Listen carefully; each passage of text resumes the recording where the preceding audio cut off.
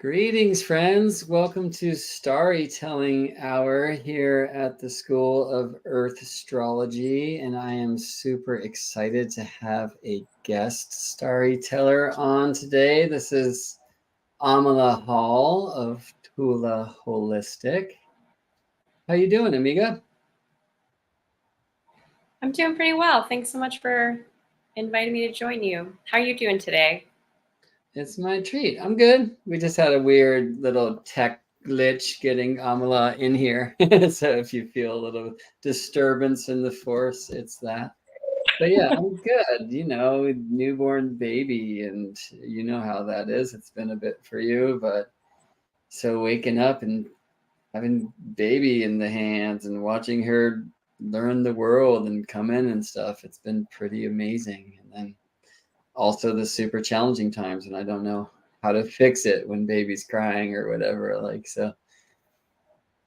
And then learning how to balance work and all this stuff. I could probably use some herbs, and probably those who are aligned to the stars. So yeah, instead of reading some bio or something, I just want to share how I met Amala. And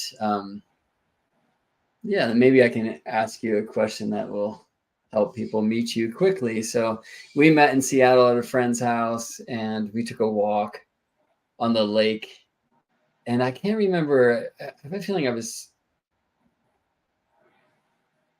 think it was something about my mother and something she was going through at the time. But she mentioned hawthorn and how good hawthorn is for the heart.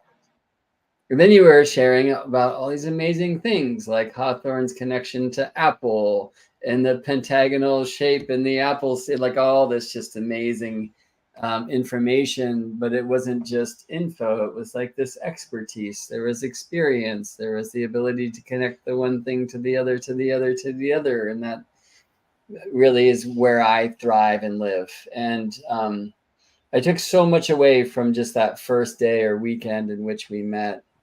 But I think maybe the most important thing was you telling me about plant sits. So sorry to throw you right into it, but I was wondering if you might say a thing or two about what plant sits are, why you do them, who should do them, and that. Yeah. Oh, it's really fun to hear the memory of when we met. I loved that walk. It was really great. And yeah, plants are amazing. They have so much to teach us, and they take such amazing care of us all the time, whether we're aware of it or not.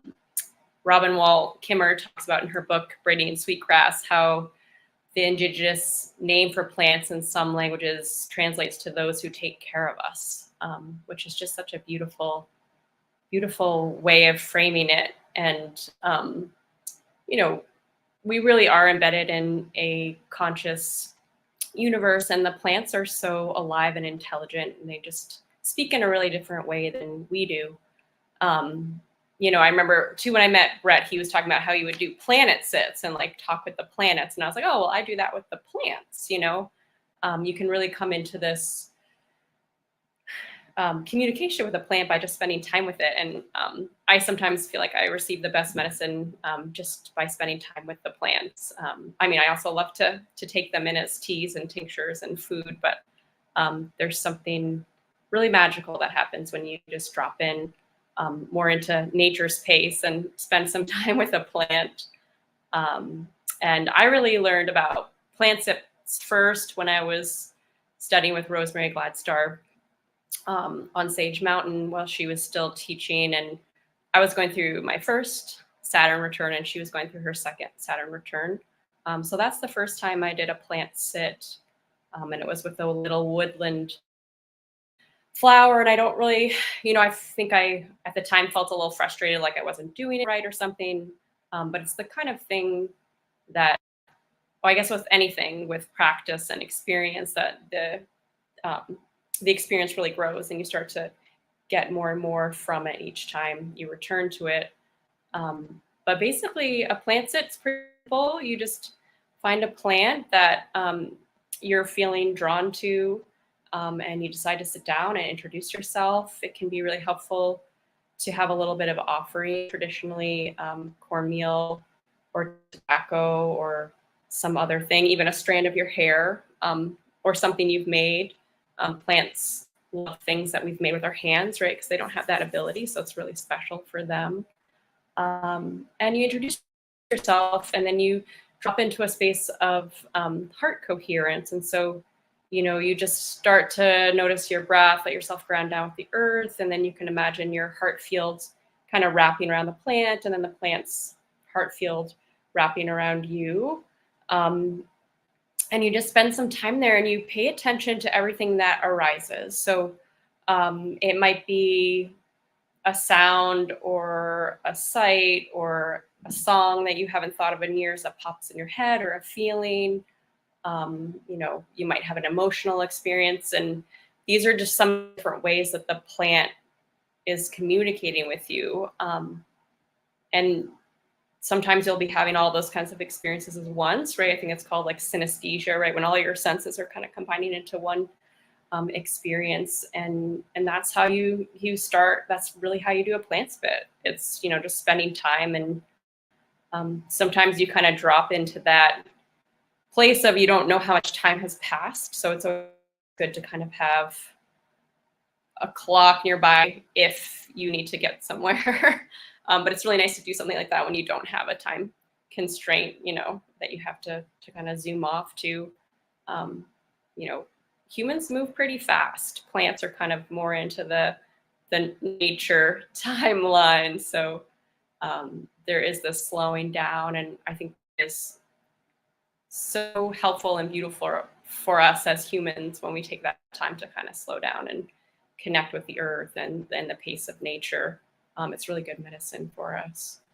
So yeah, so that's how you do a plant sit. I mean, I don't know if you have questions about that, or if that was helpful. I think I can lead the witness into another place where I'd love to see this go.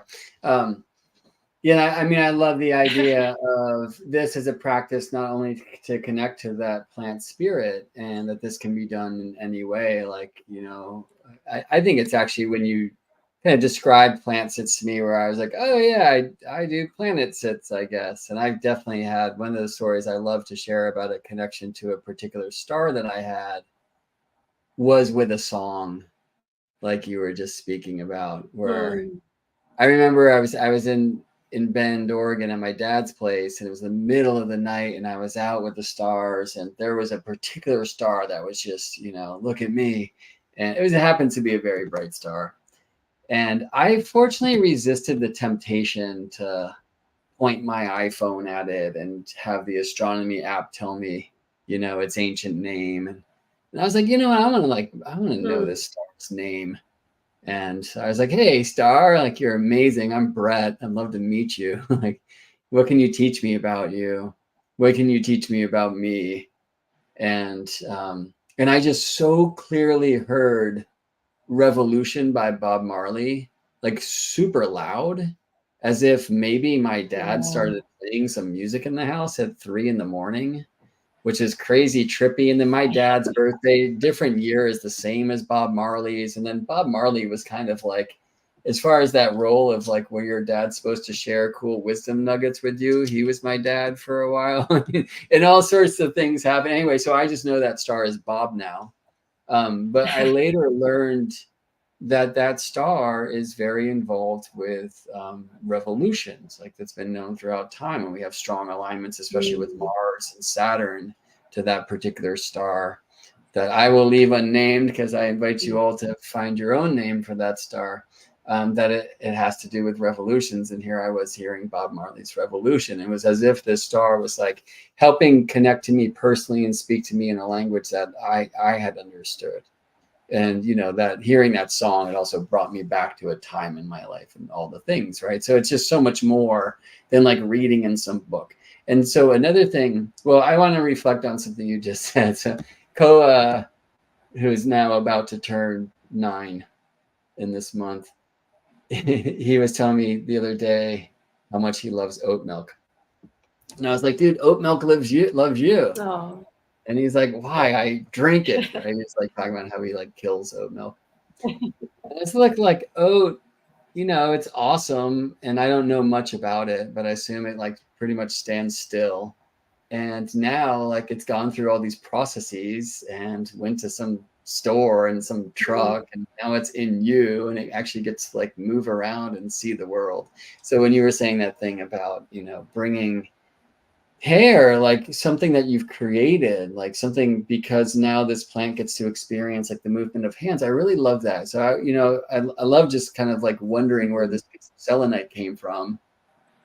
And I remember where, you know, I bought it or whatever, but like, why did it choose me? Like, how did it come here? And if we always remember that we're in relationship with everything, for me, this kind of like connecting with nature, it helps us remember that too. So there was another thing that you shared with me. It might have been, I think, in that same conversation when you were telling me about this, like practice of plant sits to like meet these plants, is that you were speaking about a specific plant. I'm not going to name it. You can if you'd like. I remember the one that you told me, and then how you basically connected to this plant through this process, and that it told you what it does.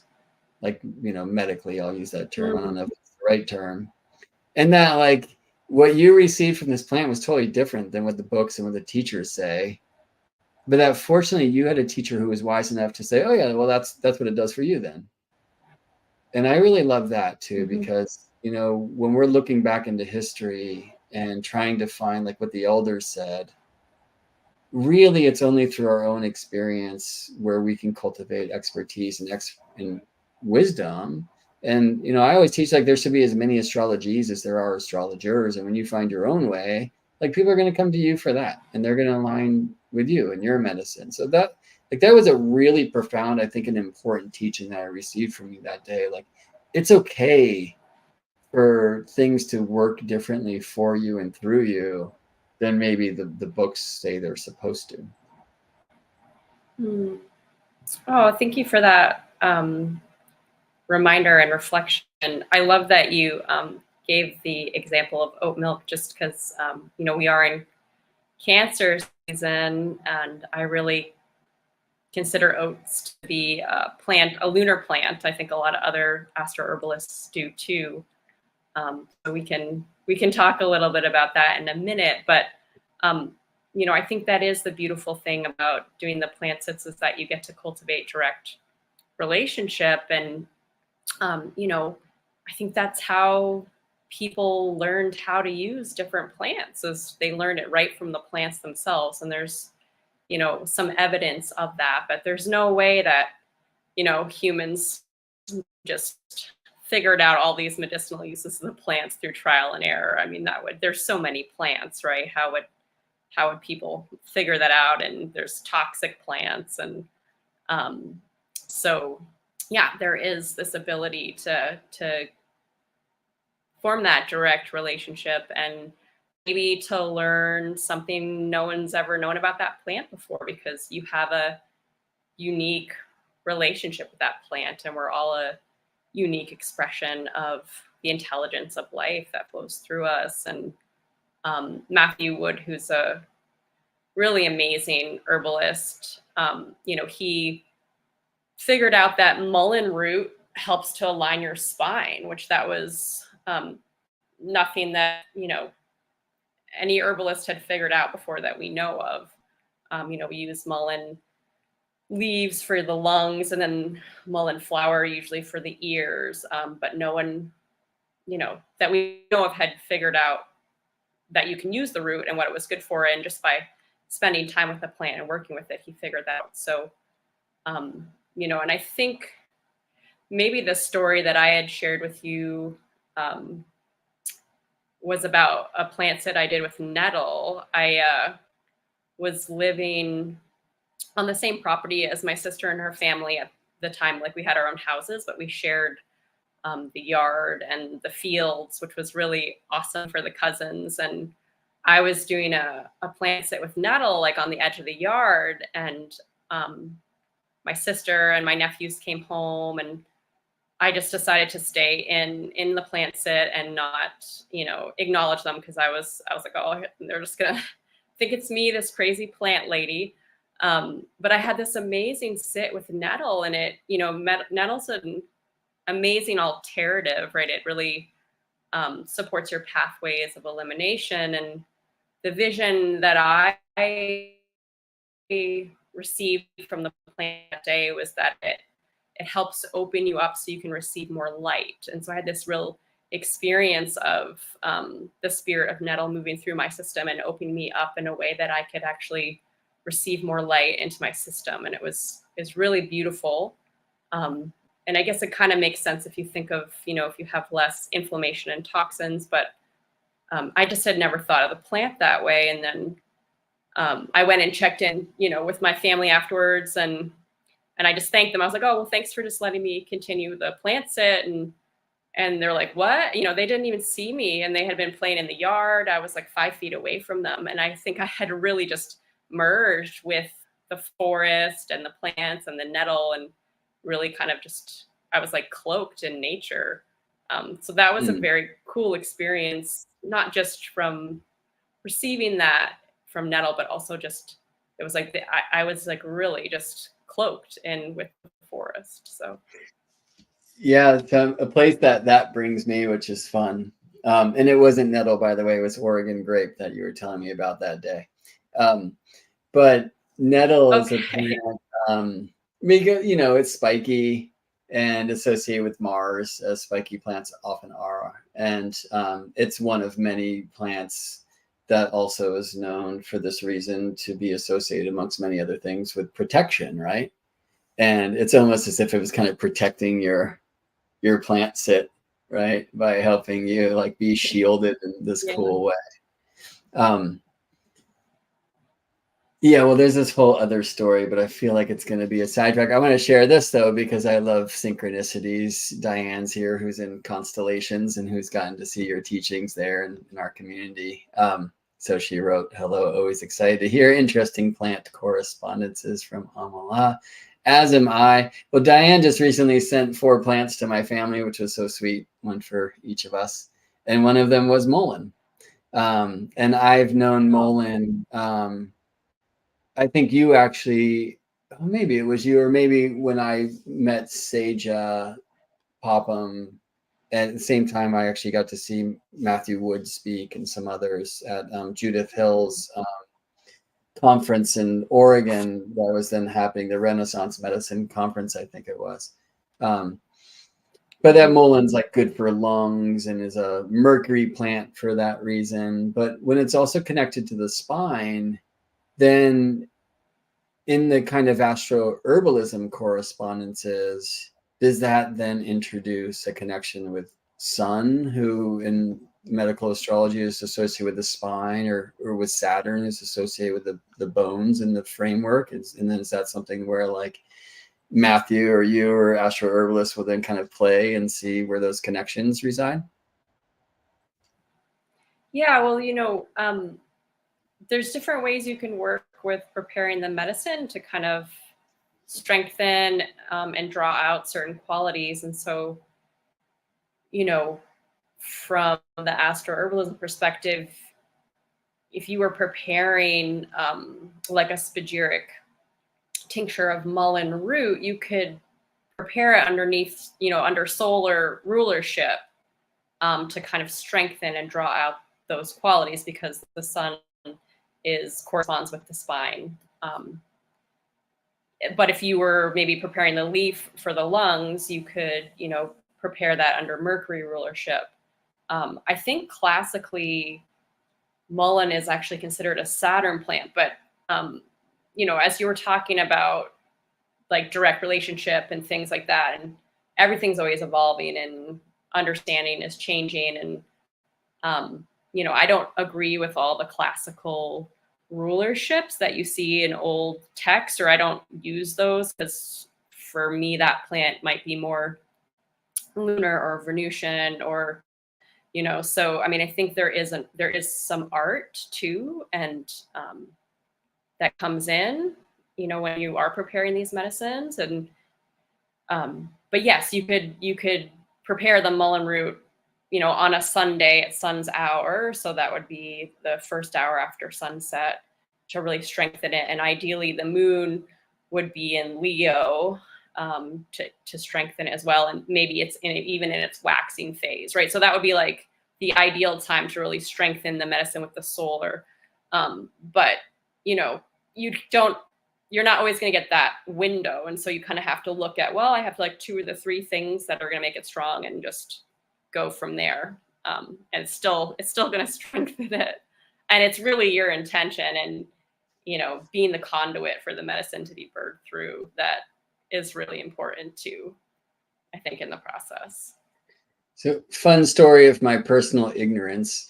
I elected this like perfect time for horsetail, which is like an ancient prehistoric, like planted with the dinosaurs plant, right? Yeah. And it's super spiny and is known by many to be a Saturn plant. So I did all sorts of things and, you know, the tradition to get the moon with Saturn and, you know, and so I was going to harvest the plant that day. Well, it turns out that plant's not around to be harvestable at that day or that time of the year, right? So it's like you can do all these things and like planets in the heavens, but if you don't think about the most important planet, which is Earth, especially if you're trying to get down with plants or people, then it's not always going to work out for you, right? Well, I want to actually retrograde back to oat and oat milk. So I didn't know that oat was like lunar, and I guess therefore like milk, because lunar and moon and Cancer is kind of milky, right? Like oat milk would be a good way to actually receive that plant and that wisdom if you do it maybe consciously then. So yeah, cool question for people who haven't like tuned in here is like, well, how would you know if one plant's more lunar, more Venusian or Martian or whatever? What kind of signs do you look for if you're talking to a plant about who it works with and through? Yeah, that's a great question. Well, I mean, first, you also need to know the signs in the planets and their bodily correspondences, which you can, you know, medical astrology books, especially Medical Astrology by Judith Hill is a classic kind of primer on that. But, you know, knowing the medicinal properties of the plant or what the plant is used for, and then what, you know, bodily organs and correspondences it responds or corresponds to. And then also, you know, there's this thing called the doctrine of signatures in herbal medicine. And I feel we actually kind of use this in astrology, but we don't talk about it in that way. There's something about the way the plant looks or how it grows or where it grows or, you know, what color the flowers are or the fruit, that kind of tells you something about what it's used for in the body or medicinally. And so you're also really looking at that when you're thinking about plant-planet correspondences, and you're also looking for the special potency of the plant, because sometimes a plant, well, I mean, everything's multifaceted, right? Like if you think about yourself, you're not just one thing, you're many, many things. Well, the plants are super multifaceted too, and each plant is kind of a formula unto itself. And so figuring out like the special potency of the plant really gives you a key to what its planetary correspondence is, because a plant could, you know, do a lot of things. Let's take St. John's wort, for example.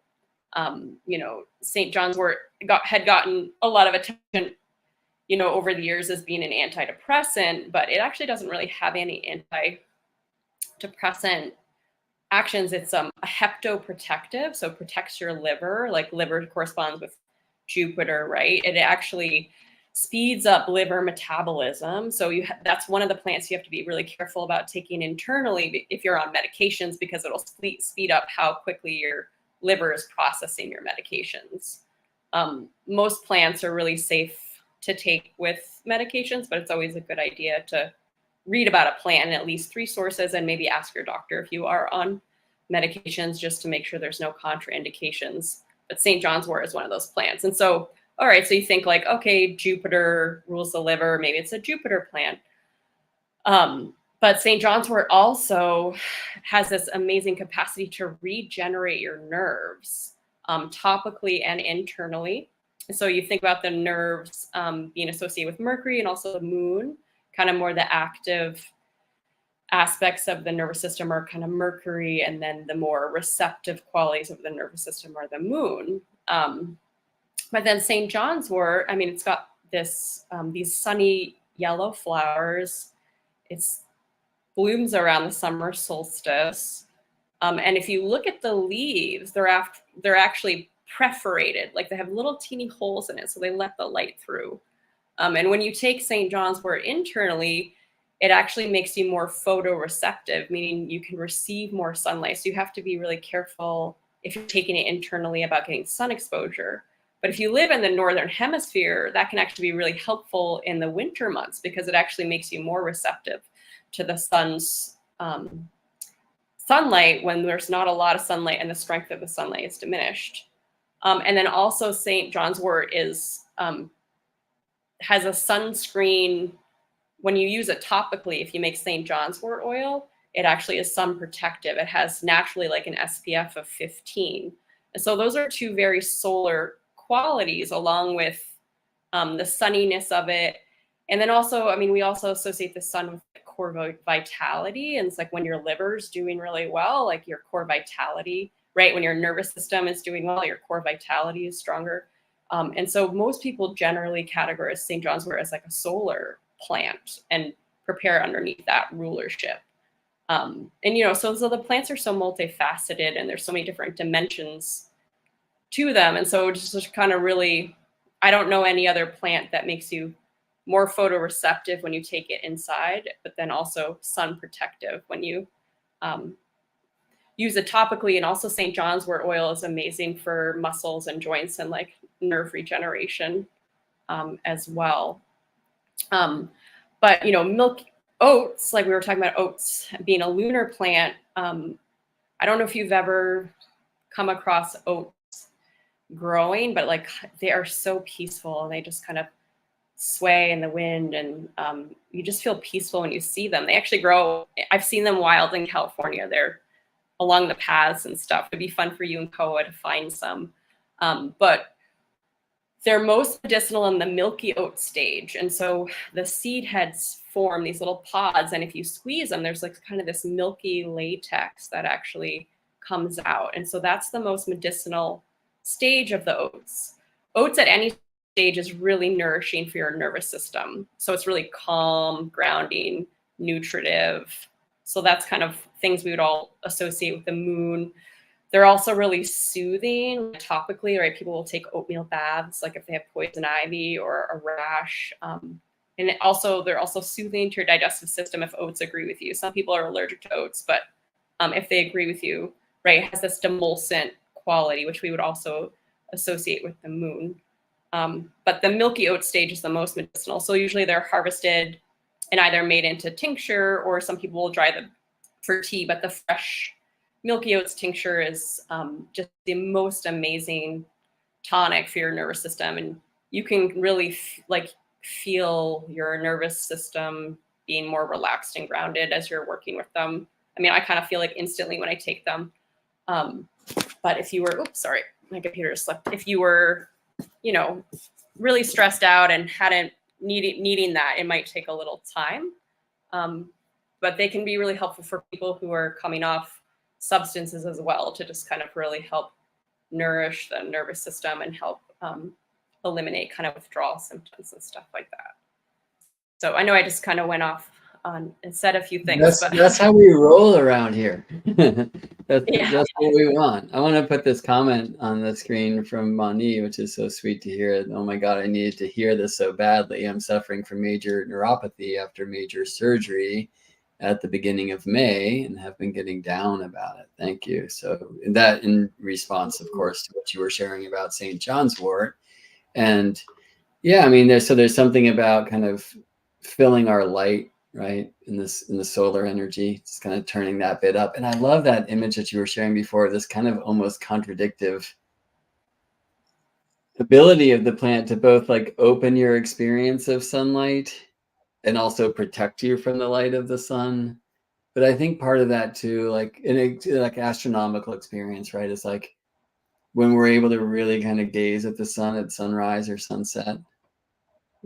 Or like when the sun is so clear but behind a cloud and it's totally safe to look. Do you know what I mean? You kind of receive like different spirit of the sun at those times when it's not just fully like blinding and burning and all those other also wonderful things about the sun.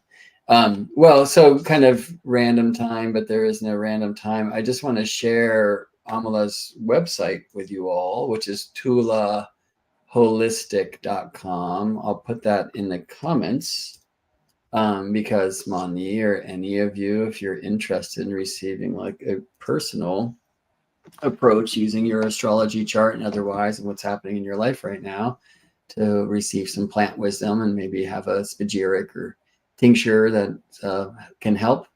She's a great resource to go to. Améla, I was so happy yesterday when I went to your site and saw now that there's AstroHerbalism options to book a reading with you, because I've been sending these people to Améla for like years and just feel like, I hope you're cool with this, because Amela's practices body work, massage therapy, craniosacral therapy, like so much, and specifically in Burlington, Vermont.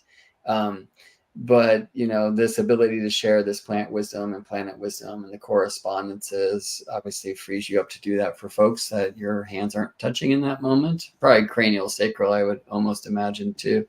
And so yeah, I was just happy to see that like now I can send people, you're like, yeah, just like hit the contact button and tell her I sent you, and I bet you she'll give you a reading even though it's not on the site. So I'm happy to see it on the site too. Speaking of liver, somebody had asked before, is this the picture of Dandelion behind you? And yes, it is. It's in my office. I love. Yeah. So why Dandelion there, and what plant and planet is Dandelion associated with? Well, I consider dandelion to be a plant of Jupiter, and I think a lot of people do. I have heard some people call it a plant of Aries just because of the how toothed the leaves are, and then the actual individual little blossom looks like the Aries symbol. But it's really, the root has such a strong correspondence with the liver, and the whole plant is beneficial for the whole body. It's such a beneficial plant, and it's so abundant. And I just remember being in middle school, high school, and I had a long bus ride. It was about 45 minutes each way. And in the springtime, like when there all of a sudden there was like a field of dandelions underneath the blue sky, I just felt like such joy and elation after like the long cold winter. It's just such a joyful, playful plant. Like you think about kids making dandelion crowns and blowing the seeds into the air and making a wish. You know, it has, I feel like, so many Jupiter qualities, and just that playfulness, and almost like it's like a celebration when the dandelions are out after a long winter. But the root really has an affinity for the liver. It makes this roasted dandelion root tea. If you've never tried it, it's like delicious. It gives you this rich tea that's like, you know, can be used like a coffee substitute. It's often combined with chicory root, which has a similar kind of richness and is also good for the liver. And then the leaves have more of an affinity for the kidney urinary system, which is ruled by Venus.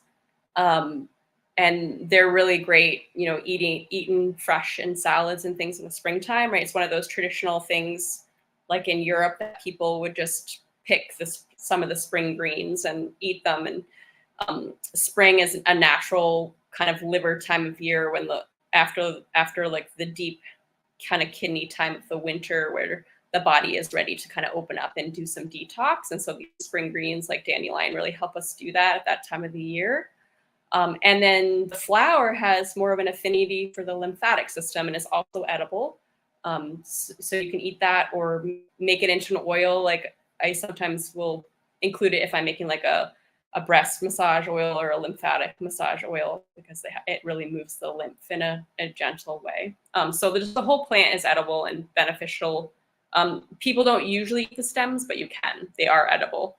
But usually the root and the leaves and the flowers are used. And for root harvesting, you really usually harvest it like in the spring before the plant flowers, or in the fall after, you know, the plant's done its cycle for the year, because that's when the energy is most potent in the roots, right? It's like the plant has kind of been sleeping in its root all summer before kind of growing and flowering, and then in the fall, the energy returns back down to the roots. And dandelions are also one of those things that you don't really need to worry about harvesting. They're so abundant and everywhere that, you know, some plants are at risk. And so United Plant Savers is an amazing association. They're based out of Ohio. They were founded by Rosemary Gladstar and a number of other herbalists, and they have a great at risk and at watch list. So if you do get into wildcrafting, always know your plants, make sure you know what you're harvesting, make sure you have a positive identification, make sure you're harvesting somewhere where it's not a toxic environment. Some plants pick up toxicity from the soil. There was a study done by Rutgers University, if I'm remembering correctly, some years ago, that found dandelion and some other edible plants, like just greens like chicory and chickweed and things like that, plantain, were not actually taking up toxicity from their environment. So if you washed them, you could actually harvest them in urban areas, and that they would be just as clean as the same plant growing out in the countryside. And I think there's a really amazing intelligence in that those plants maybe teach us how to not pick up toxicity from the environment when we're eating them, right? The dandelion knows how to grow in the city sidewalk and not take up that toxicity from its environment. That's incredible. There's real intelligence in that. And so eat your dandelions, don't spray your lawn for a lot of reasons, but they're a really amazing plant. And why I picked it for my office was I love them. I've always loved them, but I also just felt like it has this like jovial presence, and it looked good with my yellow wall. So anyway. By the way, everyone, I put a link for unitedplantsavers.org in the comments down there if you want to check them out. And I really appreciate that. A lot of like good practices. I was so excited every year when I lived in Seattle when the trillium would come, because it's just so mercurial and the geometry of it is so amazing. And I would just sit there and study them and would never pick them because I was told by wise people, like, that thing took like 100 years to get there, right? Like, who are you to just grab that and bring it home because you think it's cool? But yeah, that kind of expansive nature of Jupiter, right, which we see in the dandelion, propagation, right? The thing just goes everywhere. And then Jupiter associated with the liver, right? So these are some of the ways where we make the connections. And then, so my assumption would be that if you see Jupiter like struggling in a natal chart or receiving a challenging transit and somebody's having some kind of liver experiences or something, or like one or the other, you can kind of know to diagnose and bring some of this plant medicine them to help them, right? The question I was wondering, because I know you're practicing as an herbalist and as an astro-herbalist, and I imagine they don't have to always be the same. Like, I'm guessing you have herbal clients where you're not always in their natal chart, or maybe I'm wrong about that. I imagine it's a tool that really helps you kind of quickly get to the root cause. But maybe you could really just can. I mean, I have and do have some herbal clients that are not interested in looking at the astrology, but it can be really helpful because it really gives you a map of your energetic architecture, and you can see, where you might have heat or constriction or, all these different things. And, if you think about Jupiter and the liver, Jupiter rules Sagittarius, which is mutable fire, and Pisces, which is mutable water, right? In the classic rulership. And that's what you use in medical astrology. You do look at Neptune because Neptune, right, kind of diffuses boundaries. And so sometimes wherever Neptune is in the chart, there can be like laxity or things like that, or, a lack of boundaries in the system in some way. But you look at Jupiter to the ruler of the liver. And so if like I personally natally have Jupiter in Virgo, which is an earth sign, right? It's mutable earth, but still an earth sign. And I always say I have to live with liver love. My liver's really sensitive, which makes sense. Virgo's a really sensitive sign, right? And so if I take care of my liver, I do really well, but I'm not one of those people that can just eat French fries and drink beer every day. You know, it's like my body can't handle that. My liver can't handle that, largely because it's in an earth sign. And so it's a little bogged down. I also have Saturn in Virgo, which might also create a little bit more constriction, right?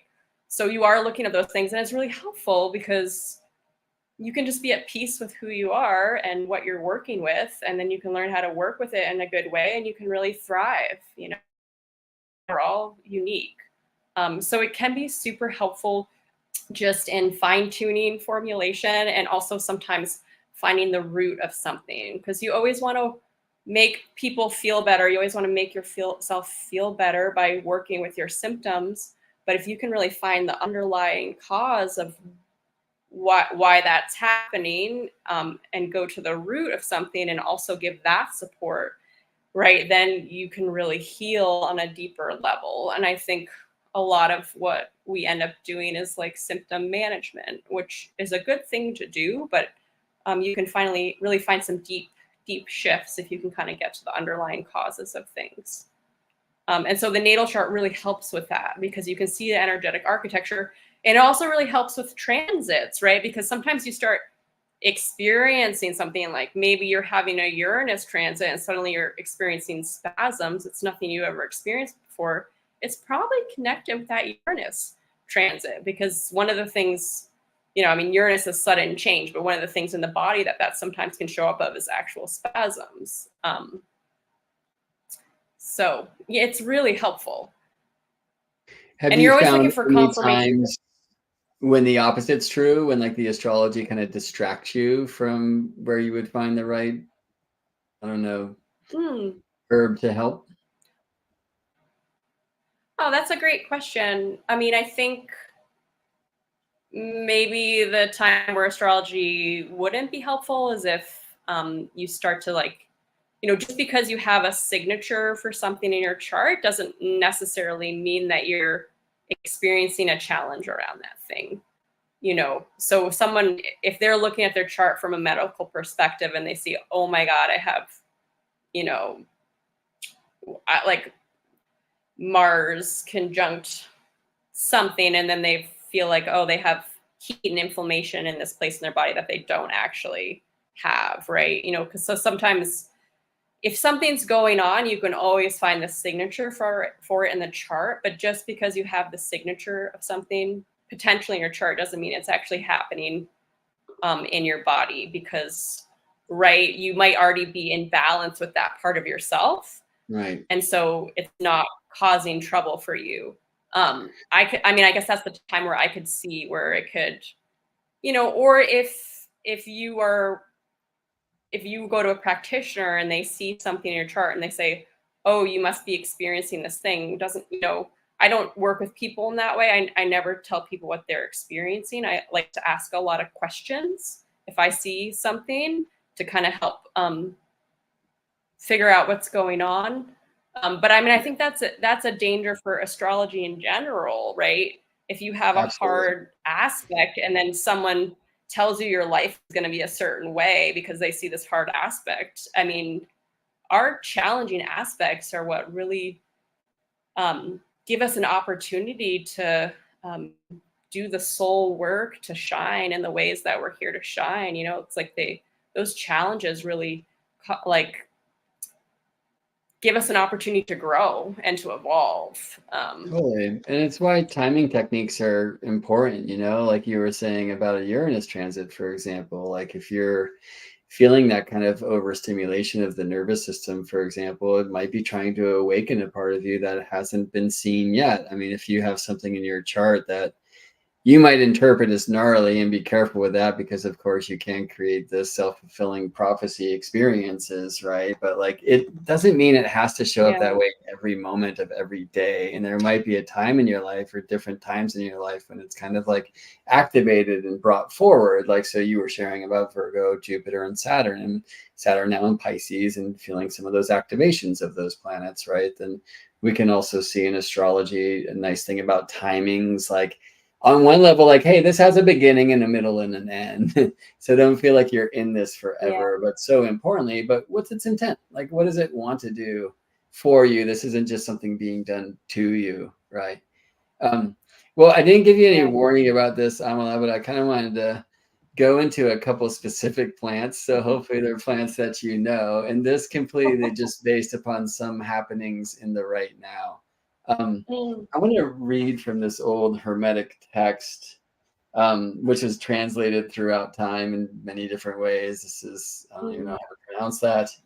But Regulus Hess, whoever that is, brought some translations of this old Hermetic text on the comprehensive translations of Hermes on the 15 fixed stars, the so-called Bohemian stars. So first, I just wanted to read this paragraph because I think it will speak to you and me and to everyone here. So, spake Hermes, having shown the natures and virtues of the 15 stars and 15 precious stones, and the colors and complexions of both. We intend in the present part to disclose the name of the 15 herbs, and from which stars they receive their virtues. And inasmuch as the lower things are ruled by the higher, and as whatever is below doth receive nature and complexion from its like in nature and complexion above, so may they now be revealed in what follows, according to the compass of our abilities. There's so much about that passage I love. One, like the compass of our abilities, because this really should be a personal thing, and we each have our own unique compass. Two, like you really hear that kind of, it's about correspondences, right? Like there's Améla sharing about Ode or about St. John's wort or whatever. I mean, some of this is coming from what was written, what the teachers teach, but it also comes through this personal experience and just being with the plant. And wow, like I see you at summer solstice time, or my daughter was just born, and like that day I went for a walk and noticed that locally the magnolias are just starting to show, and I took a picture and reminded myself to show her that sometime. And the jasmine's around at that time, and there's something about coming in. Then she's born at the time when the Pleiades first become visible as morning stars, and if she's interested in that later in life, like I'm really excited to show her. And so I brought some fennel flowers to her altar here, because traditionally the Pleiades have this association with fennel. And it's like, well, where does that come from and why? And so can we track that down through what fennel does and Pleiades, and they're both associated with eyesight and other things like this. And even the fennel flowers look like these clusters of stars like the Pleiades do. And so I'm like, I'm nerding out on it more than I have in the past, I'd say. And I always love to keep these StarryTelling hours like open and not just like trap them in time. But that being said, we have some really strong fixed star alignments of current heavenly happenings. And some of these stars, which because for some reason they were called root stars or Bohemian stars in this tradition that goes way back, we kind of have more plant-planet correspondence or plant-star correspondence than with others. So as I'm just gazing at, any beautiful star in the sky, like there's not always old text that we can go to. And very importantly, the old texts aren't always right. And sometimes we have this like, the telephone game goes wrong, right? So garnet is now often associated with Regulus, but in some of like the more famous books, or popular books of our day and age, there's been like a mistranslation at one point where somebody wrote granite.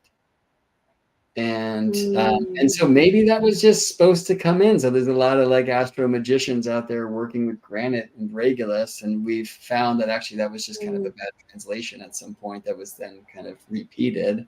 But I like to believe that all happens for a reason. Some say it's not garnet at all with Regulus, but rather jacinth and the garnet colored variety. And because they were describing specifically the garnet colored variety of the stone, then people were like, oh, it's garnet, you know. I like this thing because it feels like a lion's heart. And it's like crazy. Well, I've never felt a lion's heart, so I'm not sure. It's probably not as cool. But I actually went to buy this stone on low budget to celebrate the Pleiades at one point when I was teaching a fixed star class, because the Pleiades are associated with like clusters, especially of quartz. And that's like $10, which I can afford. And then I'm in the store and the Pleiades were culminating locally at the time, but that means here that Regulus was rising. And I didn't even know that, but I looked to the shelf and this thing was like, pick me. And I was like, I can't afford to pick you. And it was just, it had to happen, you know? So I think that's really important too. Like stars will call you, plants will call you, like understand that you are kind of a conduit of the marriage of heaven and earth, and that it's going to come through you in the way that it does. Okay. So we just had this new moon and it was aligned with the degree of the zodiac that Sirius currently projects to. I want to show this astronomically. Here in California, it was daytime at the recent Cancer new moon. It was almost 4 p.m. Importantly, new moons really are no moons, because unless the moon and the sun can join at a lunar node and you happen to be on Earth where you get to experience this shadow play of that solar eclipse, then the moon, when conjunct the sun, is just under the beams. And there's something really mysterious about that every month when moon comes between Earth and sun. When we say that this recent new moon was conjunct Sirius, I think it's important to just show people like, here's moon, here's sun, and here's Sirius all the way over there. So we're playing like these long projection games. And that's a thing that I think will show up if we have time in this other example that's coming soon to a theater called Us. I want to show folks. There's an interesting connection with moon and Pleiades now, because the moon is like traveling in such a way that she occults the Pleiades this year and next. And I think that matters. And there's a lot of different ways we can connect with planets and stars besides just like projecting stars to zodiac degrees. But if we do that, right, like I can put the Bohemian stars on this chart and we'll see that the new moon was literally 1 arc minute away from the degree of the zodiac that Sirius now projects to. And so when that happens, right, globally, would it be beneficial for us to connect to Sirius wisdom? Is there an opportunity here in the middle of the dog days of summer? And by the way, in a future StarryTelling Hour, I'll probably spend some time with the astronomy of the dog days and the so-called lion portal, which has become so popular in the new age these days. But I think as much as we have natal connections to stars, aspects of planets in our chart, places where we might go, like the 6th house of illness, to find ways to address complexes that arrive in spirit and matter, whatever it may be. We're also like a global team, and so when we have cool happenings like a new moon on Sirius, it could be cool to do some serious stuff. So I thought I might take this advantage to ask you about juniper. I will say, as I was kind of looking into the serious stuff today, it's been associated with the mineral with beryl. Interestingly, Sirius, by many of the ancient authors, including Ptolemy, was called a red star. Though for us, Sirius looks totally white, blue. And there's maybe some reason to suppose that Sirius is going to change color since then and now, which is an intriguing thing to think of. And I just wanted to offer that because you know, we oftentimes when we start getting into like traditional study, we might feel like the older the better, or it's like closer to the source or something. But we need to not get lost in that, right? Because things might have changed. Like stars literally may have changed colors or come and gone or changed their alignments or who knows. And also we're living in very modern times. It was interesting to see in some lists Sirius associated with mugwort. And I actually want to get back to mugwort at the end here. Do you have another 15 minutes or so, Améla? Yeah, I do actually. Awesome. But the one that you typically see is saving, which I had not heard of. Sabina, Sabina.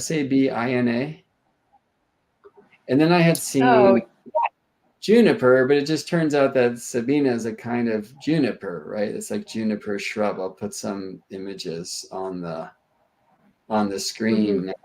Is this a plant? I'm sure you've worked with juniper and juniper berries, especially because I know some of your study was in the Northwest where they're very prevalent. But have you worked with this plant specifically, this sabine? I guess it's this stuff, which we see all over the place in like landscaping. Yeah, I mean, juniper grows here in the Northeast as well. And the berries are used to treat the kidneys. And they're a strong medicine. You know, for some people, they're actually a little bit too strong, but they're, you know, they're a kidney kind of tonic. And they're used in flavorings. I think it's the main flavoring actually in gin. So their medicinal use is really with the kidneys, but I have heard some people talk about how juniper really anchors in Christ consciousness on the planet. And regardless of, you know, how you feel about Christianity, it does seem that Christ was a very enlightened teacher on this earth who was really doing what he could to share love and good teachings. So you know, I haven't worked with juniper a lot, but I do love, I always say hi to it and I love spending time with it. Haven't done a plant sit, but now I'm feeling like that's on the horizon. Might be a month to do so. Yeah, I mean, you have like resurrected ones. There's some debate about where the name Sirius comes from. Some suspect that the etymology links to a word that meant blazing, right? Even burning, because Sirius is the brightest star of our sky. And that, by the way, does change over time. But there's some people who believe that the name Sirius actually comes from Osiris, which was the Greeks' name for Asur, right? One of the great Neteru of Kemet, the land we now call Egypt. And Osiris, the story goes, was resurrected, right? That after he died, he became the stars in the heavens that we now call Orion. And Sirius travels with Orion through the sky. Actually, many associate Orion with Asur and Sirius with Set, or with Osiris and Isis, which is intriguing in and of itself.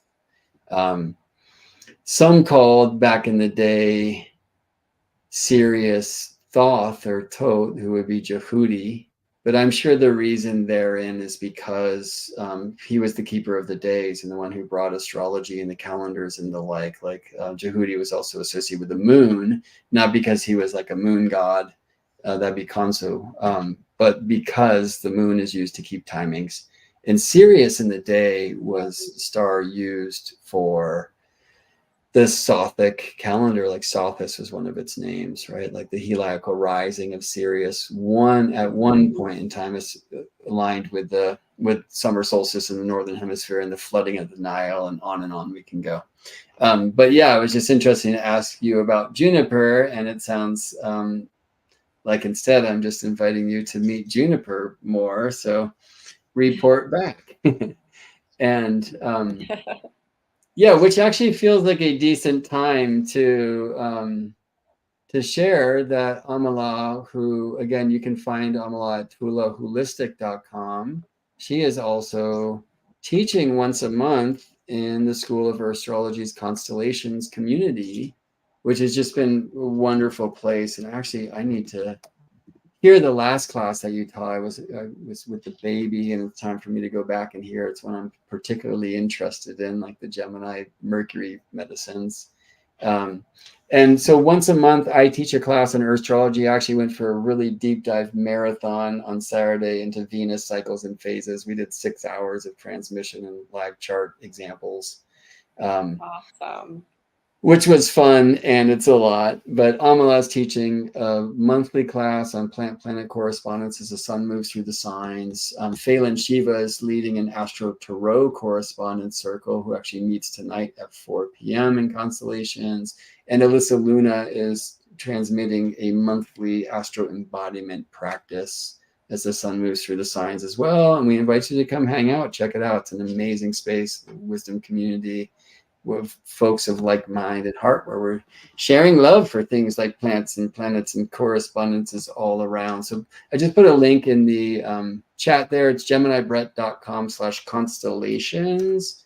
Come check us out. You can join right now for the maiden voyage price of only $16 a month, and you get all that in regularly scheduled community discussions where we get to hang out and share. And actually, we're just about to open soon a chart reading circle, an exchange circle, where folks can get experience looking at each other's charts, experience giving and receiving readings, which is a whole thing.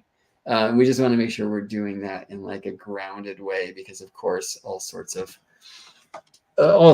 issues can happen when we start doing readings. It's practice and yada yada. Alice, I love that you asked this. Could you comment on something to allay fears over Algol? Especially because, as you mentioned, Mars conjoins Uranus at the Algol degree coming up. So that's exactly the second chart that I wanted to put on the screen here. I want to also go to that in the astronomy software. And by the way, thanks to Stellarium Astronomy software for making this possible. So July 15th, 2024 is the day when Mars will conjoin Uranus. I want to show you like where that is. First of all, we won't see Uranus, right? We will see Mars. So I mean, I have them like supersized here. So even that, like, it's a really wonderful time when visible planets can join invisible planets. From a sacred astronomical perspective, because at this time you can kind of ask Mars to be a vehicle to teach you about Uranus. I would, if you choose to go there, just help remind you, like, so Amala was saying earlier, for example, that, if we want to work with a mercurial quality in this plant, like, we'll do the work with that plant, do the alchemy with that plant at Mercury times, like do that on a Wednesday, like do that during Mercury's hour, doing it when the moon is with Mercury, and maybe at the midheaven, and moon and Mercury are with a star that's associated, like, you start getting enough variables that it's only going to happen one time in your lifetime or whatever. But like, that's good magic. If there's a sun side to that plant, like, work with it during solar times, right? I would say if you're asking Mars to introduce you to Uranus, know that, like, you're going to get Mars's version of what Uranus is, and be careful with that. But Uranus is that and other things too. So I just wanted to share that from my own perspective or religion. But this is what it means for that conjunction to be with Algol. And you're going to see it on the chart here. I'll bring in the Bohemian stars, because Algol was said to be one of these 15 magical stars or root stars of Mercury as well. Just pushed a different button than the one I intended to. Right, so here is this Mars-Uranus conjunction at 26 and a third Taurus. And in this time of precession, Algol now at 2630 Taurus. So again, like a very strong connection. Amazingly, in that same moment, the moon is with Alphecca or Gemma, the star in the crown of of the heavens. And we see the sun approaching Procyon or whatever. So, I mean, it's interesting that it's these 15 stars. Some of them are very close to the path of the sun. Algol is not one of those. It's not as far away as Sirius is. But when we say, let me supersize them again, that this Mars Uranus is on Algol, know that they're like not on Algol, who's all the way up here. Okay. But rather we're, again, drawing a long perpendicular line down to those. I mean, I will, this morning when I wake up to experience this, and I plan to wake up before the sun and head outside and like really connect with Mars at that time and ask to receive more of Uranus through Mars, I'm going to see them near the Pleiades. Right. And I have to, it's like hard when you go outside at these times to see like, wait, how was that Algol? Because obviously we're not having some like grid printed in the sky. Like this is a conjunction with Algol in the same way that the Bay Area where I now reside is conjunct Seattle where I used to. Like I had to get in a plane or drive for like 12 hours if I drive fast, or bike, or like, you know, to go hang out with my friends in Seattle. We're at the same longitude, but we're at very different latitudes. And that doesn't mean that the star's not like participating. But I just really encourage folks to know, like I've had students when I ask them what their rising star is, and they'll go to lists and they're like, oh, it's Polaris. But they live in Australia where the North Star Polaris never rises. So it's like, well, why would you call that your rising star? Like I'm really interested in the actual horizon and what we're seeing there. And I'm interested in these projections too, because there's something about drawing these planets and these stars down to the path of the sun, or the path of the earth sun, that kind of helps them come into this engagement of spirit and matter. So I'm not saying it's not a thing. I just wanted to also offer that. Because if you are in a place like I was saying before, well, if there's any issue of bringing the astrology into it where it would be, you know, not helpful, it's when we're all freaking out about what does this or that mean. I mean, I can't tell you how much fear I've been in this year about the health of our baby, just because of the transits and stuff, and profections and progressions and all sorts of things that I'm going through, that Anna, her mother, that her brother are going. It's like, this just all looks really difficult. But so far, what it's meant is your life is going to change, and your life can change for great. So Algol has sadly this like bad rap historically, and there's many reasons to consider why that might be. One is that it's a variable star. Like the luminosity of Algol very visibly changes over a short period of time.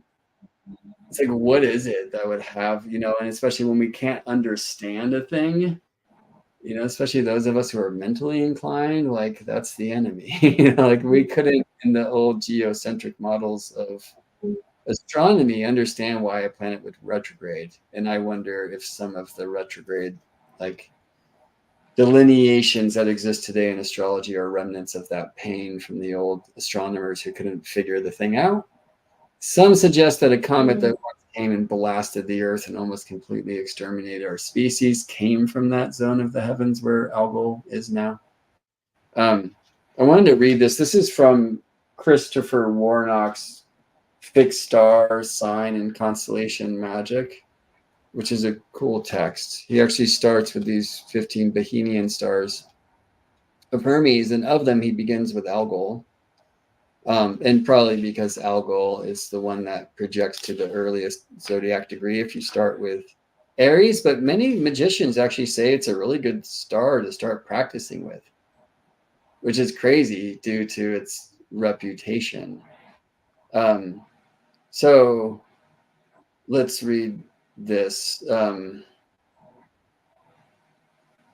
Oh my gosh, I wish I had this queued up because I'm Well, while you're looking that up, I just wanted to comment a little bit about the Mars-Uranus conjunction coming up. And, you know, I think from a medical astrology perspective, it's a really good time to take care of your nervous system, and so that you can show up for whatever's going to happen in a grounded, calm place, right? Because Mars brings a lot of action and Uranus brings a lot of sudden change. And so just doing whatever you can to really take care of your nervous system, like the milky oats we were talking about earlier, maybe ashwagandha, things that really support you in staying calm and grounded. And I also think, the conjunction could be really liberating in some ways for some people and give them an opportunity to kind of purge, right? Mars is associated with purging or cutting, letting go of things, and be able to maybe kind of like release something that's been with you for a long time. So I think there's always, transits and things have so many possibilities with them. And it's good to not kind of box ourselves into seeing it in just one way and kind of be open to curiosity of how it unfolds for us. Because yeah, it looks a little scary, but it could actually be a really great thing for some of us. And it could be a little scary on the world stage, but maybe it could be a really good thing. We don't know. Yeah, there's some of the old like tellings around Algol because it's the eye of Medusa whose head was cut off by Perseus. And I think I'll get back to that a bit too. That it can be associated with beheadings. And I've actually seen some interesting like energetic expressions of that. One is that Muhammad Ali in his chart has a strong connection with Algol. I think, is it his Mars? I think it's actually Uranus was conjunct Algol when Muhammad Ali was born. That's true. Yeah, so that's how sad to even in that see that Muhammad Ali did not live until his Uranus return, which would be now, right? Died pretty young because he was punched so much, right? And that he fell into like dementia, Alzheimer's, I think, like nervous systems. And right, like a lot of that kind of feels like Algol, like he might not have been decapitated, but in a way he like lost his mind. You see what I'm saying? I have some close to me who have had some like brain and neurology issues that have some pretty strong Algol connections in their chart. I'm remembering a time a few years back when we had eclipses on Antares, the heart of the Scorpion, and Algol. And I felt that so many were beheaded because they were walking around with these masks covering their faces. And was really kind of feeling compassion for the children who were being forced to have that experience of not being able to see or express themselves to their peers in school at the time, right? So sometimes things can come through like much more literally and sometimes not. There's a particular candidate in the big race that I don't want to talk about that has very strong alignments to the point opposite that star. So you might want to look at that. Anyway, let me read this. So this is from Christopher Warnock again in this fixed star sign and constellation magic. And he says, Algol is the second brightest star of the constellation Perseus and is thus sometimes referred to as Beta Persei. The name Algol, says Richard Hinckley Allen, comes from the Arabic Ras al-Ghul, which literally means the mischief maker. In traditional predictive sources on the fixed stars, Algol has a fierce reputation. However, that malefic energy is turned outward in an Algol talisman. Algol talismans are our most popular and most powerful spiritual protection talismans. Agrippa, so Cornelius Agrippa, right, notes that Algol acts as a mirror, reflecting back all negative spiritual influences on the sender. One user described Algol as being like a guard dog, rambunctious at first, then settling down and going out and directly neutralizing spiritual threats. I have had multiple reports and have myself experienced Algol's tendency to cause electrical and electronic interference when the talisman is first used. I mysteriously lost my internet connection for an hour and my electronic thermostat died.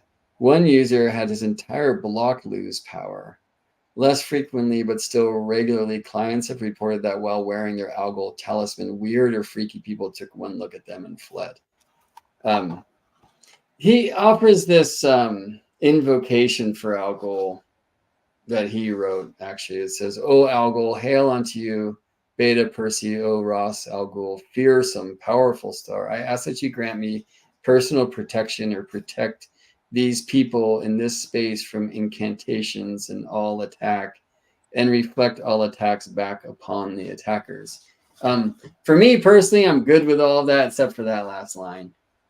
I feel like being protected from attack is enough, right? I have a hard time with like, like send the spears back at them, but y'all do you. I just want you to know that like many are working with Algol in a kind of like productive way to protect their own space. It kind of reminds me of what we were saying at that kind of nettle space earlier. I want to share some of the myth of Medusa and Perseus. Améla, I want to make sure, I'm not keeping you beyond your time, so I can also share that if you need to leave afterwards. But I do want to share and ask while you are here, this star has traditional associations with black hellebore. Do you know anything about that plant? So this is said to be an algal plant. Let me put an image of it on Gosh, this. I not really that much. It's not something I've worked with. I think it's a European plant, isn't it? It's so beautiful. Look at that color. Yeah, and I mean, we should suspect that most of the plants that are associated with these stars are European, because much of this really comes from like the Renaissance magician tradition, and it's hard to say like how far back in time it goes. Like I was excited to read about juniper earlier today, that it grows like in so many places, including Tibet, which is cool to read, and so not at all surprising to hear it's near you as well. I, first was looking at black hellebore and it would look like this, and it was like, well, why do they call that black? And people suppose it had Isn't that a something picture to of daffodils? No, I think this is hellebore. So they say it looks like wild rose, but it's not in the rose family, and that the roots are black. But then I saw these images that look kind of black too. Anyway, it's like it's nice to see in this book that he warns against using this as an incense because it's poisonous, and you can kind of feel some of those associations with Algol there. And I'm sorry to put you on the spot, Améla. I just wanted to ask you about these things because I was recently tuning okay. into I mean, I think I think it's okay. I mean, there's a lot of plants, and not everyone is going to have worked with all of them. So it's a beautiful plant. What I do remember of it is that it's poisonous, but I don't remember anything else about it. So, yeah. What about fennel? Is it one that you've worked with? I've worked with fennel a lot. Fennel's incredible. I mean, I think classically it's considered a mercurial plant, as well as being associated with the Pleiades. But it's actually regulates the liver. I think of it as kind of like a Virgo plant, but it's got a sweet flavor. It's tall, very elegant, very aromatic. Right? Some of the mercurial plants are very aromatic, but it really has this calming. It calms the digestive system, and it regulates the liver. And you don't really think of those things as classically being mercurial, but it does. Like if your digestive system isn't working well, your mind can't work well, and so they are really connected. There's like the gut brain connection's a real thing. There's a lot of science out about it these days, but I think it was classically considered mercurial just because of actually the way it grows. It's so tall, and kind of aromatic. But the bulb and the stalks and the leaves are all edible, and those are what are used medicinally and culinarily. You can eat the plant. Yeah, there was this other thing, and this is kind of a long one, but maybe a seed to plant for another conversation, whether here or in Constellations or anywhere else. the Pleiades in our day and age are now processing from Taurus to Gemini in the tropical zodiac. Yeah. And it's something I've really been tuned into. We named our daughter after one of the stars of the Pleiades, who's Maya. And it was just a year ago when Maya moved from Taurus to Gemini.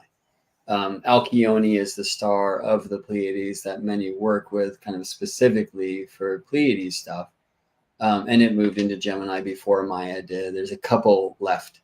And it's kind of interesting to consider, like, all right, well, if fennel feels mercurial, right, would it, in a sense, be even more powerful or even more aligned once it moves into Gemini, since Gemini is a mercurial sign, right? And so let me just like plant that seed. Like, what is it that Sirius is now kind of at the midpoint of tropical Cancer, when a couple thousand years ago that wouldn't have been true at all, right?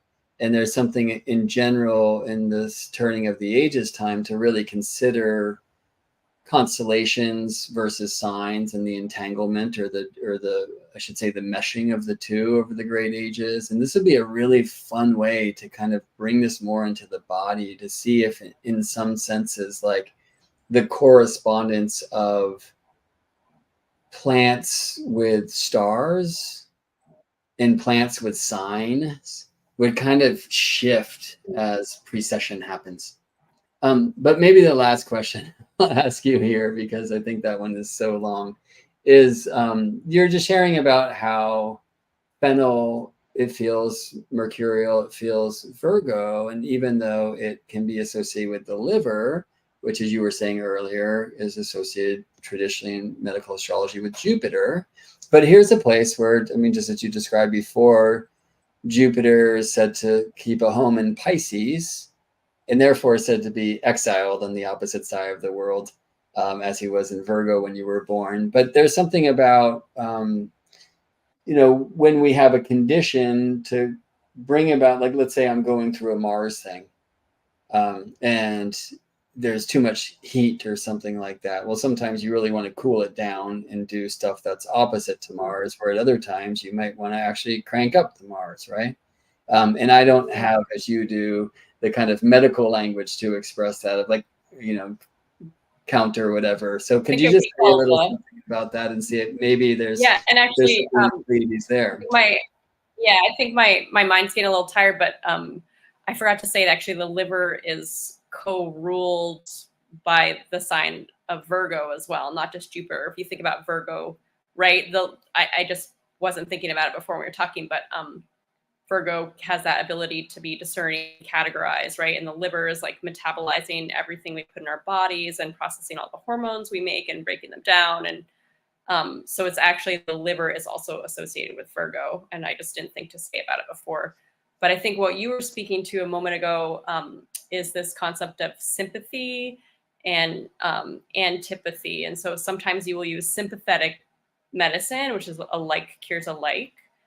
So that's kind of what actually homeopathy is. You give someone a very, very, very minute dose of the thing that will cause the symptom they're having, and it actually kicks in the body's own healing mechanisms to kind of kick in and then heal that thing.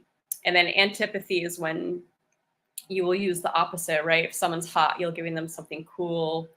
Or if someone's cool, you'll give them something hot to warm them up.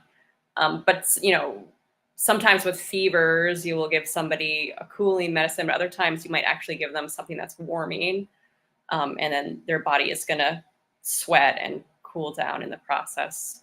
And there's different types of fevers that could be like a whole class in itself, and then different medicines you can use for them. But and I think, it kind of makes me think of, when we're looking at our natal charts or working with our transits, right? It's like sometimes, like if you're having like a really strong Mars transit, you kind of need to channel that Mars. Or if you have a strong Mars placement in your chart, right? You have to, like, you want to use sympathetic medicine. If you have like Mars on your ascendant, you're somebody that needs to exercise a lot all the time, and you need to channel that Mars, right? Or that Mars is going to channel you. And so I think we can kind of think of these ideas of sympathy and antipathy when we're also working with transits or looking at our natal charts, not just with the herbs. And I really think Mars and Saturn, like, right, classically the malefics, I feel like if we're proactive and we work with them, right, like channeling your Mars or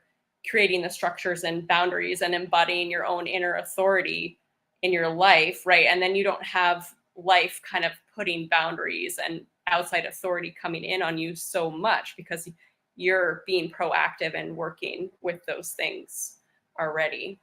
And so I think it's really helpful when we're thinking about the plants, but I also think it can actually just be helpful when we're thinking about our charts in general. Yeah, and then the plants can be so helpful too, right? Because like I can see that in the chart. I might sit with a client. I mean, yesterday I was talking to a client who has Mars rising and went through an experience recently where I would suggest the appropriate responses like anger.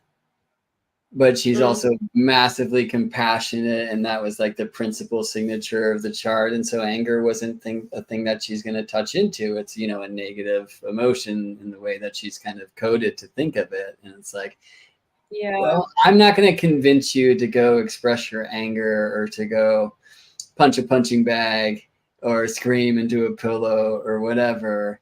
But it can be helpful then to say, look, like, here's a tincture to just work with a little bit, right? And as you do, maybe say this affirmation or whatever it may be. And yeah, so I really appreciate that. It's also so nice because the plants are of Earth. I mean, they're very cosmic too. It's quite clear to me in that truth, but that we can actually be with them. We can sit with them. We can learn from them lessons of stillness or waving in the wind or whatever they might share with us. And there's something that, like, with proper guidance, so you're not just drinking poisons because Mars and Uranus are conjunct Algol, right? That we can receive some assistance in helping to connect with the plant kingdom, which can also connect us with the planet kingdom, queendom, etc. You know. And yeah, I'll just share, Améla, I'm so happy that you were here. A bunch of folks are saying things like awesome guest, and it's so nice to have you here and to share this wisdom. It's not something that I know so much about, but I'll say, like, every time I have the great fortune of speaking with you or listening to you speak about the subject, I know twice as much as I did before the whole thing began. I hope that's true for many of you out there. This is the time of the jam when I say, hey, if you like the video, hit like. We are up against the Algol rhythm here. And it's really helpful for the words to get out there and for the videos to share. That's a very simple thing you can do. Takes you a second. Maybe people who spy on you will then know that you like astrology, but it's the right time to come out about that anyway. If you know others who would really enjoy this conversation, please share it around with them. And find Améla again at tulaholistic.com. Let me put that in the chat one more time. And learn more about Constellations, our community at the School of Earthstrology, where we're very fortunate to have Améla sharing her wisdom once a month as we follow the sun through the signs of the zodiac. So we would love to see you there. Améla, thank you so much. And you're welcome to stick around. I'm going to talk about Perseus myth a little bit. I don't know what your time well, I'm gonna have to check back in and listen to the recording. I'm excited to catch up on it, but I gotta go see a client in a minute here. So thank you so much for having me today. I'm really looking forward to next week's class. We're gonna get all into the moon and lunar plants, and thank you everyone for joining us today. Hope to connect with you soon. I'll try to bring Koa next week and we'll have some oat milk. Awesome. So Améla Hall, you know, so amazing, right? And to really connect the plants with the planets helps us connect the earth and the heavens. I want to put this chat, which is Alice saying, so Mars and Uranus are on the same highway as Algol, but they're only sniffing his fumes, not exactly having him in your sight. That's a fun thing. So that, of course, referring to what I was sharing before, that we find in this conjunction coming that Mars and Uranus are at the same, what we call celestial longitude as Algol, but it's not like their conjunction with Algol means they're on top of Algol. So in the chart, it looks like that. Like here's Mars, Uranus, and Algol. I'm actually going to set this up for California where I live. So that's happening at 7:05 a.m. But then I'm going to rewind it a couple hours. Why? Because when the sun rises into the 12th to become visible, he hides the heavens. That's why the 12th house is hidden things. So I'm just going to rewind a few hours there. We're going to go to 4:04 a.m. over here as well. So we're looking at similar things. Very importantly, charts are maps of the soul, but they're very much maps of the actual living sky and from where on Earth we reside or are looking from. You'll see, by the way, Jupiter with Aldebaran at this time, Moon with Alphecca. Aldebaran's pretty close to the ecliptic plane, but even though I have Jupiter supersized, that doesn't mean Jupiter's right there. Here's Mars and Uranus again. And visibly, they're way closer to the Pleiades than to Algol, who's way up here, okay? When I kind of utilize, let me rewind time and we'll watch them rise together. When I use that metaphor of like on the same highway, but smelling the fumes, or I'll say things like on the same path, and so why not drop roses for the one a couple hours behind you on the trail to find them. I'm not speaking about longitude when I say that, because again, longitudes, it's about the ecliptic. It's, you know, it's again, it's kind of like saying Seattle, Washington, and the Bay Area, they're the same longitude from the prime meridian along the equator on Earth. For me, that walking on the same path, it's a very different astronomical technique called parallels. So let me stop time. I'll first just tell you, if you head to my website, which is geminibrett.com, and go, you can find, by the way, a link to the Constellations community there. Please join my newsletter. You'll get a weekly update on the stars that are visible. And by the way, every visible planet is visible this week, which is amazing. But if you click here on courses, you'll find not only my kind of deep dive sacred astronomy course, but if you want to learn more about different astronomical techniques for working with fixed stars, I cannot highly enough recommend this awesome Grounding the Fixed Stars into Your Astrology course. It's 4 classes with many, many guest teachers, and it's awesome. So check it out. It's cheap and will really open things up for you. One of the techniques I speak about in that course is working with parallels. And so this Mars-Uranus conjunction, they're not parallel with any stars of Pegasus.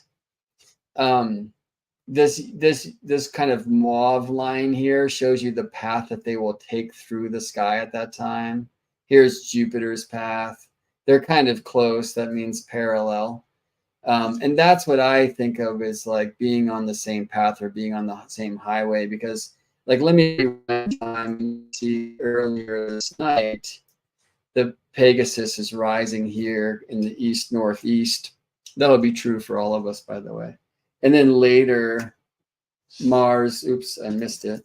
Later, Mars and Uranus will rise in that same zone. That's what a parallel is. And so for me, it's that. It's called conjunctions and declinations by some. Like that for me is walking on the same path. And importantly, and one of you mentioned this before, like when we look to Perseus here, who cut Medusa's head off, it's pretty heavy. We should not ignore Cassiopeia or Cephas or Andromeda or Pegasus, because they're all part of the same story. As, by the way, is Neptune or Poseidon and Athena.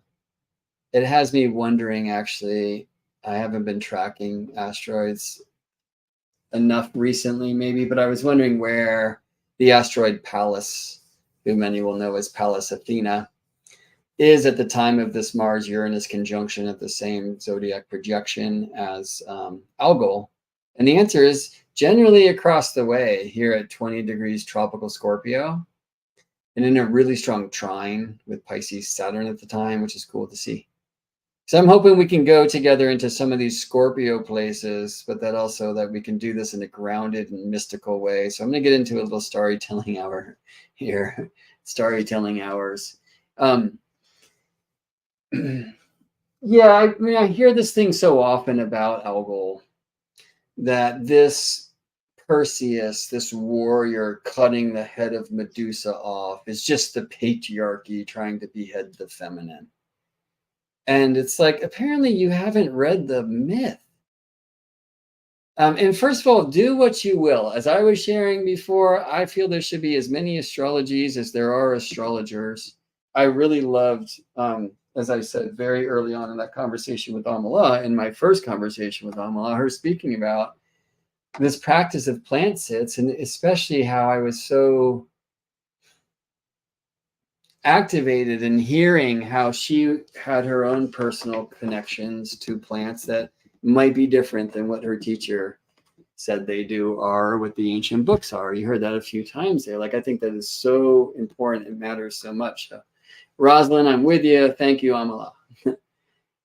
So what does the name Rosalind mean, right? Here's Alice saying, it amazes me how Athena turned Medusa into a gorgon because she was made pregnant by Poseidon. Why not get angry with Poseidon? Then I suppose he was a god, so she couldn't. Doesn't mean she can't be angry at him, right? But there might be more to it than all of that. And I'm just going to try to find my old storytelling podcast episode from back in the day when I recorded this myth in my own way. And I play saxophone on this track, actually. So let me find this and I'll share the link with you. What did we call that one that time? I remember it was like a celebration of a bunch of blood moons that were happening in 2014 and 2015, I believe. And wow, there were so many of these. By the way, I'm looking at a picture of a trillium plant that I was just thinking of. So episode 8, Medusa, Perseus, and Pegasus. Let me share the link here in the chat to that episode of the Storytelling podcast back when it was an audio podcast back in the day. And you'll hear and get to really feel more of how I feel this tale. So yeah, the story goes like this, that Medusa, who was a queen of Libya, I believe. Was Medusa a queen of Ethiopia? I think, no, of Libya. And she and Poseidon have a night. Now, Ovid later, after the Greeks, right, the Latin poet, like he took it much darker and said that Poseidon took Medusa in Athena's temple, in her hallowed halls. Earlier stories show this as quite a consensual thing. But why in Athena's hallowed halls? And the reason is because Athens. Wait, why? Because, you see, Athens, Greece, this great city where it was known that democracy would be born, is named for Athena. And that tale goes like this, that when they were looking for kind of a patron guidess, that they called forth competitors to bring forth the greatest creation, and whoever brought the greatest creation would then be the patron of the city that would be named for them. And Poseidon, it said, went to the Acropolis, and some say he actually created the horse, but only so he would have the power of the horses to pull a stone out of the Acropolis, and that spring water burst forth. An amazing creation, this. Unfortunately, Poseidon is not the god of rivers and springs, but rather that of the sea. And so this was salt water. And so what are you going to do with that, right? Athena brought forth the olive branch, right? That means olive oil, but so much more. It also means peace. Some would say victory. So the city was named for Athena, Athens. And Poseidon was disappointed. And so some say this is why the location chosen for this night of lovemaking, or maybe that other terrible thing, was Athena's hallowed halls. And that this very much angered this goddess who had chosen virginity, which, by the way, does not mean chastity. But anyway, she was said to be very angry about this, that her temple would be disrespected in this way. And so for some odd reason, and I can't agree with you more, Alice, how strange that she wouldn't strike at Poseidon for this, but rather at Medusa. Well, I kind of believe that Athena turning Medusa, this queen, into this monster, this gorgon, was actually just creating a cocoon for the queen's transformation. She was a queen on Earth and a beautiful woman with looks that would kill, right? And now Athena turned her hair into snakes, right? A gorgon, and literally her eyes now would kill you. They would turn you to stone. Her breath take you out, And that this queen of Earth, Medusa, now in this terrible state as a monster, she just hid away. She was in the ruins of an old temple outside of town, despising her present state. So I can't tell all of the tale right now, but let me just say this, that there was a king, and he was a terrible king, who went to Oracle to ask when his son would be born. And the Oracle disappointed him and said, no, you will not have a son, and your daughter's son will take your kingdom from you. He had a daughter, this was Danae, and because he heard this prophecy that his grandson would take his kingdom, he decided to prevent this from happening. And so he was going to kill his own daughter, but just didn't have the will to do this, or the ability to kill his own. So what he does is he trapped her in this terrible bronze cage beneath the ground. I mean, maybe not terrible, because it had all the comforts that a princess should have besides freedom. But of course, her being trapped in this way with no visitor allowed to enter meant that she would not become pregnant. She would not have a child, and therefore the prophecy would not become true. But he didn't know about Zeus, who took the form, it said, of the golden shower and came through the grates. And Danae was pregnant, and soon after gave birth to Perseus. And now the king, seeing that this grandchild of prophecy was born, decided that he must kill both mother and son, but he didn't have the guts. And so he brought a servant in to do this dirty deed, who himself wasn't able to either. And so he cast them off to sea. He trapped them in a trunk, the mother and the child, this infant boy, and sent them out to sea, knowing that Poseidon would do the rest. Wrong. So Poseidon saw this, and he chose to protect them. And he brought Perseus, this young boy, and his mother Danae, to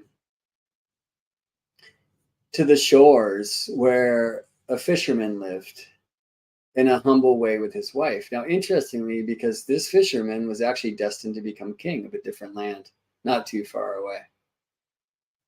But he saw that whole royalty thing was a total shit show and didn't even want to do it. And so he gave the throne to his younger brother, and he chose to live a humble life as a fisherman, who, with his wife, found this trunk, and out comes Danae and this young infant, Perseus. And he gave them a home and gave wisdom to this child throughout the course of his life.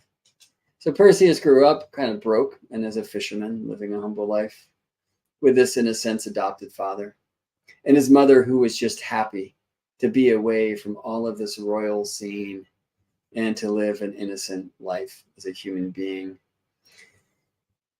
But sadly, things went south when this king, the younger brother of the fisherman, saw Danae and fell in love. and he wanted her to be his and told her that he would give her the throne. She could be the queen of the land. Well, she wanted nothing less, right? Like her dick of a king father trapped her in a bronze cage and then had her killed. Fortunately, she was not. So she was awake to the nastiness of royalty, and she said, no, I'll live this simple life. And so this king, who was not a nice man, he came up with a plan. He declared to everyone in the land that he had found his bride, and it was a princess from a land not too far away. And that for this marriage to take place, he would need dowry, and that he would need from every citizen of his land a horse, or a horse's worth in gold. But this is something that Perseus did not have. But of course, because he knew his mother did not want to be taken as this queen, he wanted to find a solution, because if he could give his peace, and if everyone else could too, then this king would marry this other princess, and his mother would be left alone to live the life of her choice. Now, the king knew that Perseus did not have a horse or a horse's worth in gold. He also knew that this kid would do anything to protect his mom.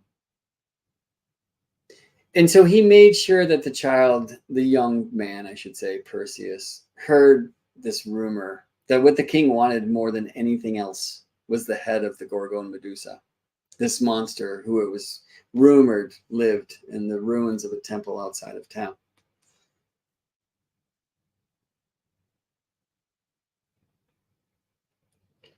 And so Perseus said, well, I can't get a horse. I don't have a horse's worth in gold, but I'll get the head of Medusa for you if you'll leave my mom alone. King, of course, agrees.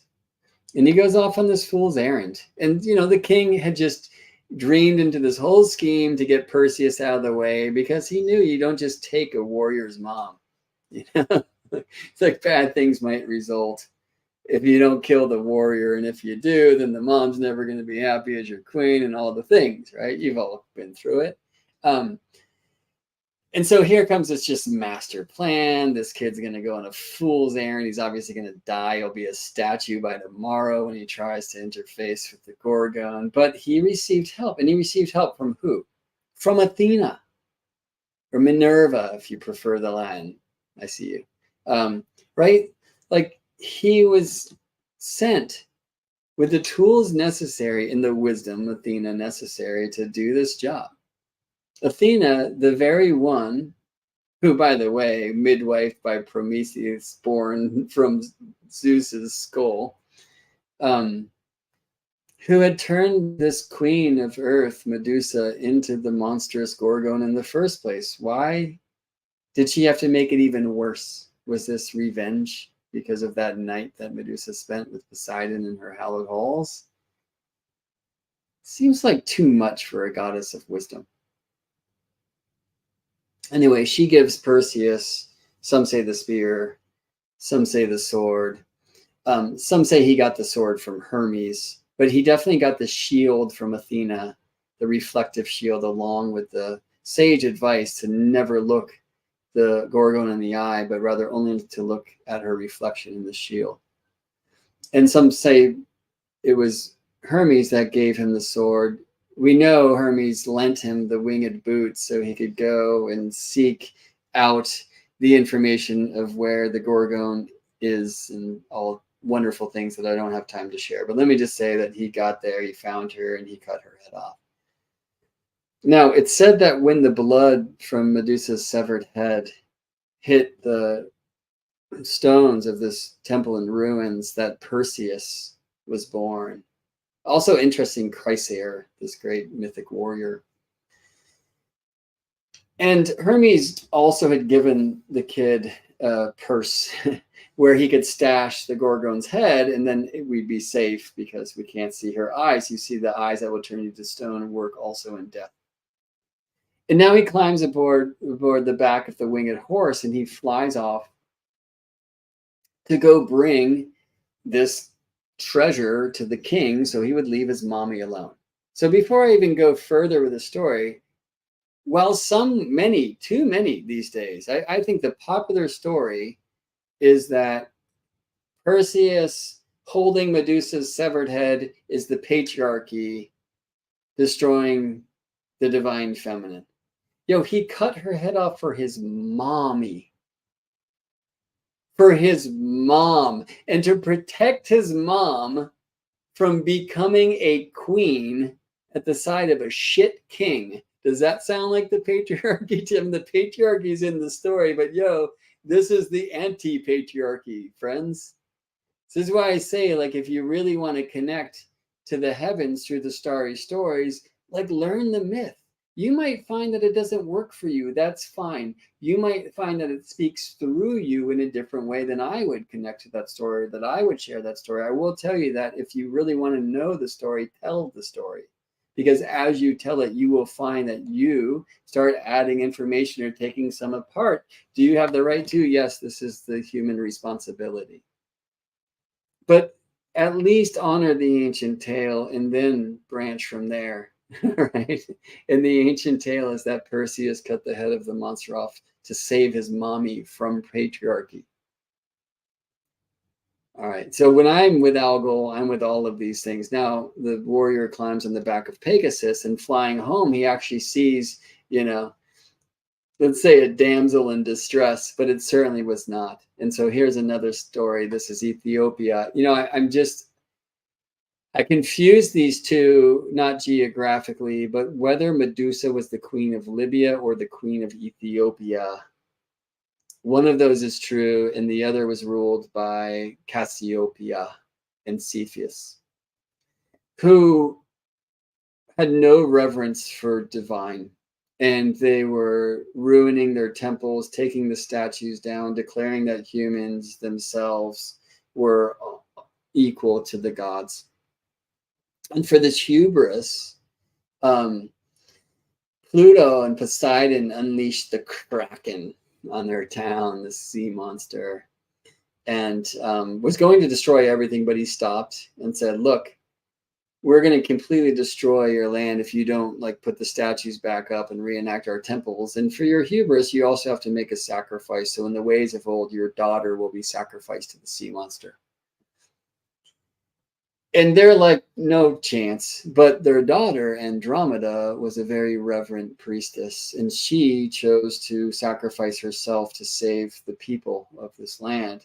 And it said, with head held high and nothing on, to hide her spirit and her beauty, she walked to the edge of the cliff and chained herself at the ancient sacrificial altar to await her death by sea monster, to appease these gods so her people would be saved. That didn't go down. That monster's a statue now, because Perseus flying by on Pegasus was like, what is going on here? And he sees a sea monster coming for this beautiful woman chained up at the cliffside, and out comes Medusa's head. And so that monster is now stone. And by the way, that sea monster in the heavens is also in the same zone right here. So you'll see the path of the sun between the sea monster, the ram, the sea monster, Perseus, the warrior here, and Pegasus, who rises before them. But this great story of the heavens that circles the North Pole. Cassiopeia, by the way, and Cepheus, their position in the heavens was not said to be a gift, but rather that they are tied to their thrones, and because they're circumpolar, every night we can see them tipped upside down, and to witness their shame. And maybe those are tales that should be rewritten as well, but they're important to know. I see Alice writes, it's lovely to sit with the myths and not just be the storyteller, but wait for the mythic storyteller to turn up and speak through you and to you. Thanks for the Perseus story. Yeah. Wrote it myself. I did not. These stories, these myths, they can be really heavy, but they can do a lot for us.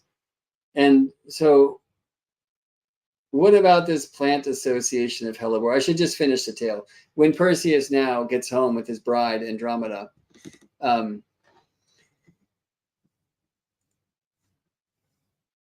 He goes to find his mom, and she's not there. Because as soon as he left, the king, knowing he would die at Medusa's sight, just took what he knew to be this queen. Last thing that king heard, as well as the other idiots in his court, was, "Close your eyes, Mom." And they're all statues today because the boy came in with the head of Medusa. And after Mom closed her eyes, he took it from the purse, and all the king and all the others now statues. They probably deserved worse. So, by the way, much later in time, Perseus was invited to compete in the Olympic Games, and I guess he was no good, or maybe too good, because he threw that discus way off the field and into the stands, and it killed his grandfather. So that prophecy that the king's daughter's son would take his kingdom, I don't know if that came true, but definitely it took his life. These stories are so wonderful, and I would say, well, I'll just tell you this, that for me, as I go out to the sky to work with Mars in Uranus and Algol on July 15th, 2024, to celebrate this great conjunction, one, I'll ask Mars to teach me more about Uranus. I will ask the two to align me with that star, and then I'll see them very close to the Pleiades, and I will plan to go sit in a field of fennel. I know just where to go. But maybe I'll ask to learn more about Black Hellebore at that time. And maybe I'll work more with mugwort, which I really meant to ask Améla about and should have started there when I started speaking stars, because it's a plant that has been associated with both Sirius and with Algol. But I think probably as a vehicle, because mugwort helps us dream, to connect to the spirit of these other plants, and to connect with this ancient tradition of their connection with stars, with planets, with signs, and the like. All right, well, fun to, I guess, end with some starry telling, but as above, so below, planets and plants, they're not so different. It was the plants that brought me to the planets, and so I'm ever grateful to plants like this wonderful pu'er tea. And I'm very grateful to you human beings who offer me the present of your presence. I